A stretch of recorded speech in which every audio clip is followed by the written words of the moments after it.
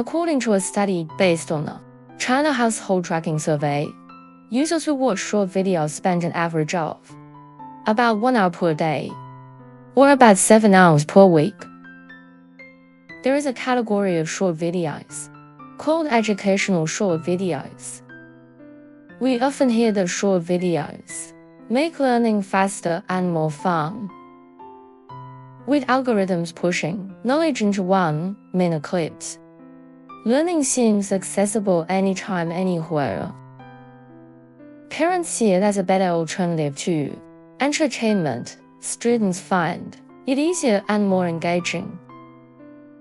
But is this truly helping us learn? Or is it quietly weakening teenagers' critical thinking, their ability to analyze, question, and think independently?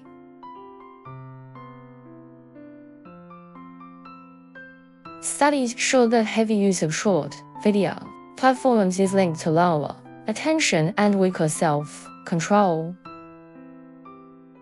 A 2024 study by Yuan and colleagues found that frequent short video users performed worse in executive function tasks. They struggled to stay focused on complex problems. Short videos condition our brains to process fragmented, high-stimulus information. Over time, this habit makes it harder to read deeply, analyze critically, or reflect patiently. In short, what seems like efficient learning may actually erode our capacity for slow, reflective thinking.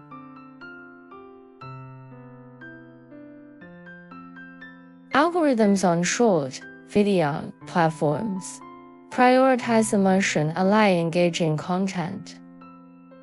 This creates echo chambers, where users see similar ideas again and again. For teenagers, this means growing up in a world of one-sided perspectives.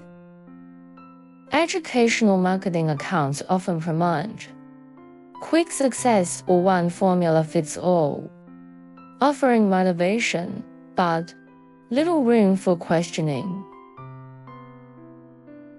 Gradually, teenagers become passive receivers of information rather than active thinkers. Of course, short videos do have educational potential. Teachers sometimes use them for microlearning, to spark interest or reinforce key ideas. Research shows this can boost short-term memory and engagement. But most educational marketing accounts exist not to teach, but to attract and convert traffic.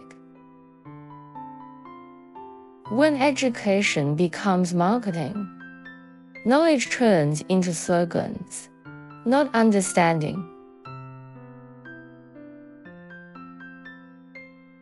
We need to rethink learning itself. It's not just about absorbing information, but about questioning it. To make short videos serve education rather than be a candidate, we can start by 1. Integrating media literacy into school curricula, teaching students to identify sources and motives. 2. Requiring transparency in marketing-based educational content. 3. Encouraging teachers to combine short videos with deep discussions. 4. Valuing slow thinking again, reading, writing, and reflecting to rebuild critical reasoning. Finally, a summary of the topic.